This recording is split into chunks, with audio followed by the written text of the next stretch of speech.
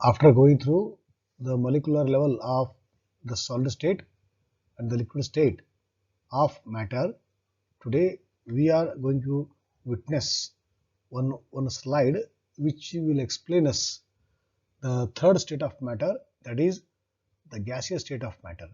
First, let us see that slide, then we go to the characteristic properties of the gaseous state of matter. Okay, so let us start. This is the gaseous state of matter. See, opening the lid, it is pouring gaseous molecules. The gaseous particles are free to move. They are expanding like anything. How much space is available to them? They keep moving. They keep occupying the space. Okay, that is the speciality of this slide. So with this slide, we'll go to the now properties. That means what? If you compare arrangement of particles of gaseous state with solid state and the liquid state, we see that in the solid state it is closely packed and in the liquid state it is loosely packed, whereas in the gaseous state interparticle distance is more, thereby they are free to move. That's why gases flow the fluidity of gases is more than the liquids, right? Okay, now see, these are the characteristic properties of gaseous state of matter.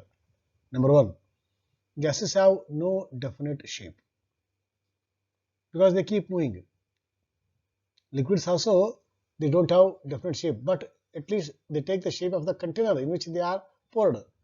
But in this case, even after pouring gases into some container, they keep moving. They don't have any shape. That's why it is called indefinite shape. Okay, and no fixed volume. In the solid state, it was definite shape, definite volume. In the liquid state, it was definite volume but no definite shape. But in the case of gaseous state of matter, both indefinite. Okay, neither shape nor volume, both are indefinite shape.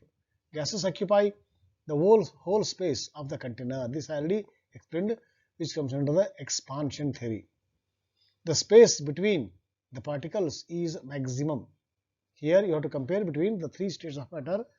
We will conclude that the space, the interparticle space, okay, is maximum in this state of matter. So because of the maximum interparticle space, what you can expect about the force of attraction? It is minimum. So the force of attraction between the particles is minimum. The moment of the particles is maximum. They are most compressible. So gases are highly compressible because of what? Lot of gap is there, a lot of space is there. That's why you can compress one particle to the other particle. So easily you can compress. You can see the cycle pump where air is there. You can easily compress the air. So that shows that gases are highly compressible, but liquids can be compressible. Solids are almost incompressible. So you please compare the three states of matter with some parameters. Okay, and their rate of diffusion is more than solids and liquids. Diffusion is what? It is the process. It's about spreading. Ink spreads into the water. It is called diffusion of ink into the water. Okay, and in stain stick, when you burn, it gives a fragrance into the entire hall. So that is called diffusion of in stain perfumes into the air. So all these comes under the examples of what? Diffusion. So gases diffuse very fast due to the interparticle distance more and interparticle force of attraction very weak. Okay, so this is the microscopic level of understanding the arrangement of gaseous particles in the gaseous state of matter. Now please see this one. The word expansion we have made, it is because of what? Gases. Okay, gases do not have a definite shape or a definite volume, that we just now understood. So because of this, gas particles move rapidly in all directions without significant attraction between them.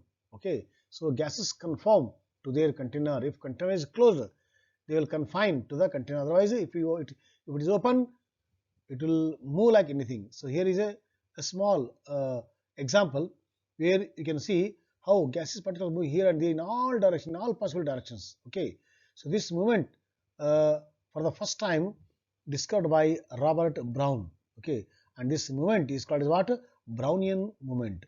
So Brownian movement means what? It is the zigzag movement or random movement of particles. It is highest in the gaseous state. That means what? Brownian movement is highest in gaseous state, moderate in liquid state, very less or no in the case of what? Solid state. So this is the small research work of Robert Brown in the past between 1800 to 1900 that time. So he was doing the research work in the pollen grains. Actually he was a botanist. Okay, so by taking the example of gaseous state of matter or the liquid state of matter or the colloidal state of matter, what we are going to learn in the higher class. So all these states of matter contain particles which are chaotic, which are moving in all possible directions. This is called what? Random motion. Okay, zigzag motion. So this is called what? Brownian movement. So please see, this is a very beautiful picture explaining what is meant by Brownian movement. His name is kept to remember his contribution to the field of science. Okay, right. So now here is the information regarding the Brownian motion or the Brownian movement. Robert Brown suggested that the irregular or random motion of the smoke particles was the result of the smoke particles being hit by unseen air molecules. That means air molecules are also gaseous state of matter, and smoke particles also gaseous state of matter. So both will collide, hit each other, thereby their movement is what? Enhanced. So this is because of what? Movement of particles by the gaseous state told by Robert Brown, known as Brownian motion. Okay, right. So what do you want to say? Unseen air molecules which are moving at fast speed and randomly. So Brownian motion therefore provides evidence of the movement of molecules. Okay, right. Now this is what the three states of matter at the molecular level: close packing, loose packing, very loose packing. Okay, so movements are restricted, movements are there, free movement. So this we can compare here, and the properties are here. Okay, shape, volume, rigidity, intermolecular force, intermolecular space, compressibility. All these characteristics are compared between solid, liquid, and the gas. Already I told all the three states of matter. So please go through these points and understand.